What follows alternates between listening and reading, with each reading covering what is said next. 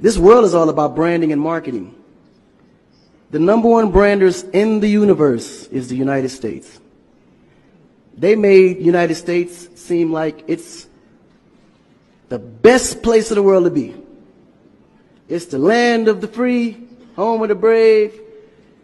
I go there to find and chase my dreams. We have to be able to tell our own stories.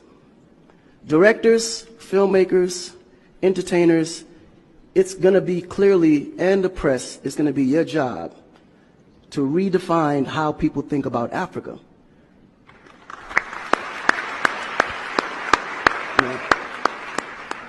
Because you're here, you see what's going on. You clearly can see in a vivid picture the good, the bad, and the ugly. What you choose to put out there is what the world is going to get. Because I can tell you right now, in Chicago alone, there's more people dying in Chicago than there was in the war in Iraq. But you would never see that. There's a lot of things that's happening in the U.S. that you would never see because they choose to show you what they want you to see for...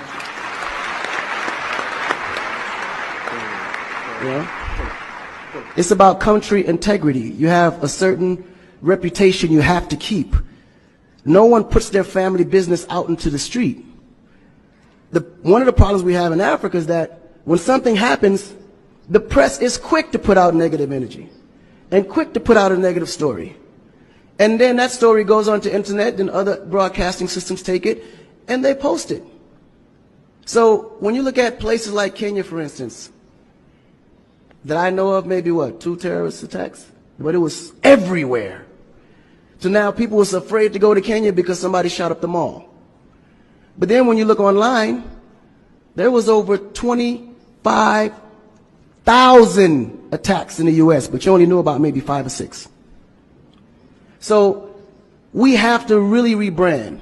And then when you look at how the world perceives Africa, they're right. You know, you see zebras, lions, tigers, bears. Oh my. You get to the point where you think Africa's just a big jungle. The images that they're showing of Africa is historical images. This is way before civilization.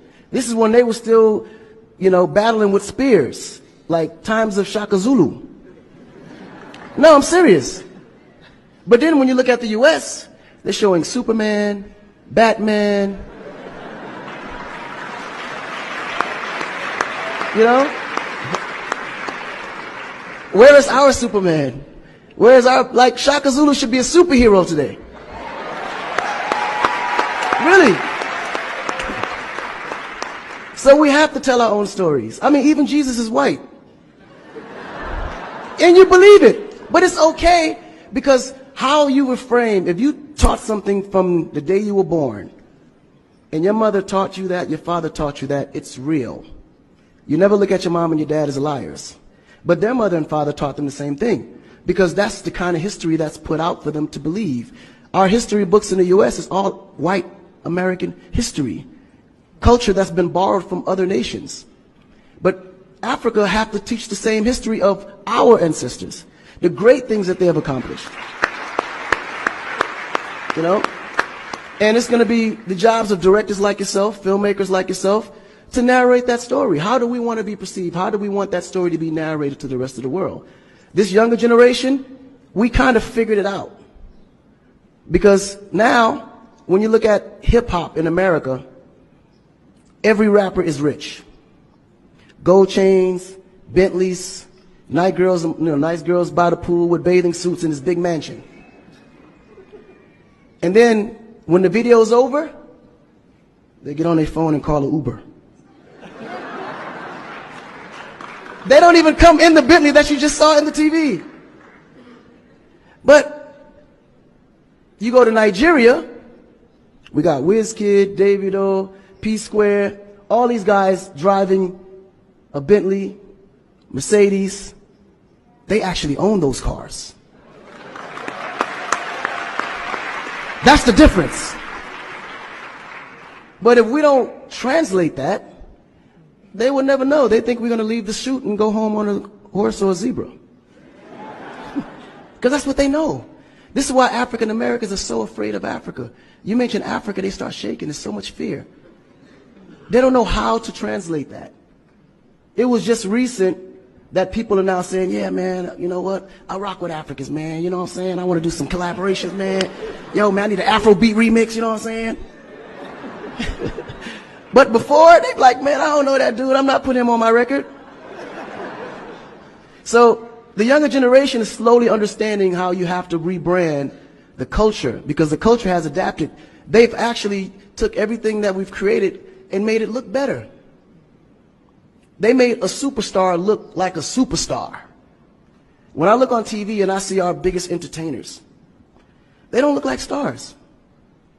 That's why you can't really respect the entertainer. If a politician saw a singer, he'd just be like, oh, he's just a local singer. But if he go to that local singer's performance, he may sell out the stadium because he has a huge influence, but the image is not there. So we have to take the image as a huge accountability for ourselves and realize that Africa really does have a reputation.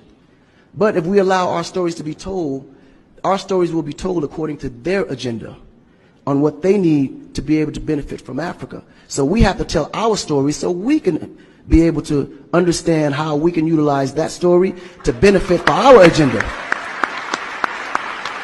You know? So in closing, this job is for the entertainers, the filmmakers, the reporters, and anyone that creates content. We have to rebrand. And we have to rebrand it in the way that we see it and tell the story to where they can understand it, feel comfortable, and want to come here and invest.